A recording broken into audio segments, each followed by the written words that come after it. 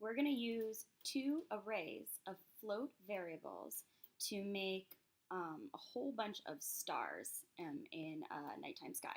So I've got my setup method and my draw method, and I've got a black background. The reason I need two arrays is because I want to make sure that the random variables for the location of each star are set just once at the beginning of the program. If I were to just use a for loop, for int I equals 0, I is less than, let's make 100 stars, I plus plus, made a little for loop that will tick through 100 times. If I place my 100 ellipses, each one randomly between 0 and 500 for the x value, and 0 and 500 for the y value, let's make them teeny 5 by 5. Those random values are going to reassign 60 times a second.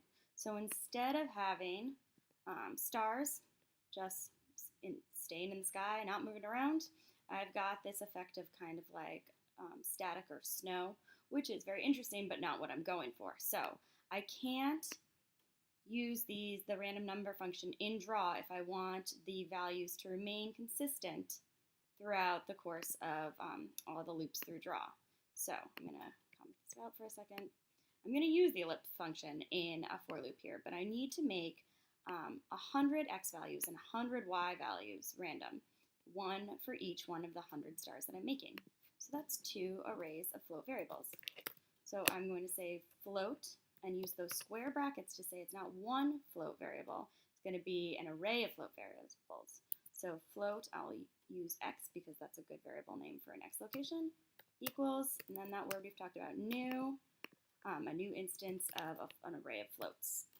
And I'm going to make 100 float variables. So this line is just the declaration of the array called x. There's no variable x by itself.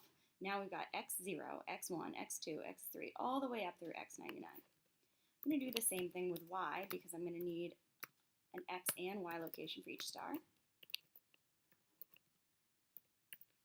All right, it's not sufficient just to declare them. I need to give them those initial values. And